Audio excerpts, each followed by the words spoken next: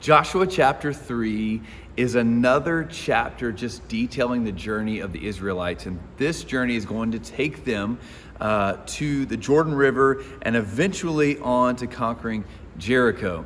And in this chapter, to start with, the Bible says, early in the morning, Joshua and all the Israelites set out. Early in the morning. Years ago, I must have, maybe in a sermon or a quiet time, I wrote this note in my Bible. It says, for verses 1 through 4, be ready to move when God is. Just a simple reminder for you and for me.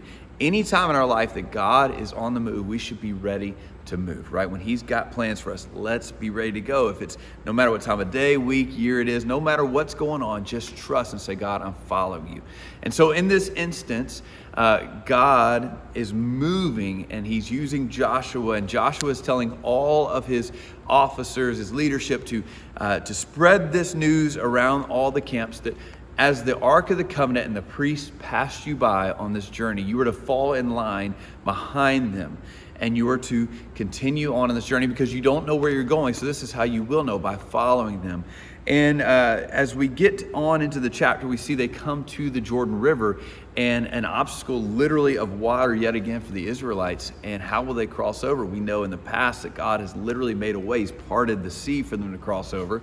And he's going to do a very similar miracle here.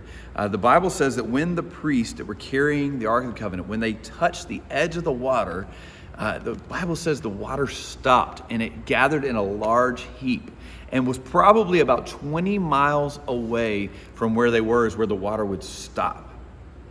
And what's amazing to me is that the Bible says they got out into the middle, the priests carrying the ark. When they get into the middle of the water, it says they were able to stand on dry ground. And then at the end of the chapter, we also see that the whole nation had completed the crossing on dry ground. Why do I say that? Why do I pinpoint that today? It's because of this. God is always in every single detail of our life. He's in the detail of this miracle. If it's not enough for the water to be stopped so they could have a path to go, not only that, but he decides, you know what? I'm not even going to make your feet get muddy, right? I mean, that's pretty awesome, right? He just dries the ground so they have dry ground to walk across. He's in the detail of what's going on. And we could stop right there because that's pretty miraculous, right? But what I want to look at today specifically is this. This is a huge moment in Joshua's life. You see, Joshua had been called to be the new leader, right? We know that Moses had passed away and God had called Joshua. And very specifically in this chapter, he says this, today I will begin to exalt you. This is the Lord speaking to Joshua in the eyes of all Israel, so they may know that I am with you as I was with Moses. Leadership. Are you in leadership of any kind? I believe we probably all are in some form or fashion. Maybe you're in leadership in your business. Maybe it's in your school or an athletic team, or at home, a mom or a dad in leadership there.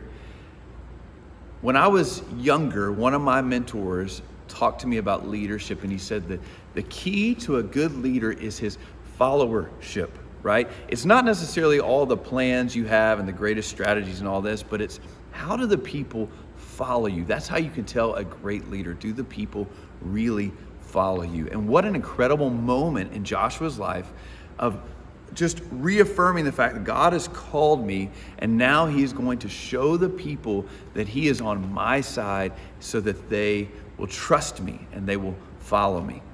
So today, I want you just to think in your own life, and as I do, the people that you may be leading. Maybe it's one person, maybe it's 1,000 people. But what does the followership look like? Are the people truly buying into what you're leading? Are you leading in a godly way? Is God using you to lead them? It's something to think about. Joshua must have surely been a little nervous about taking on such a big venture.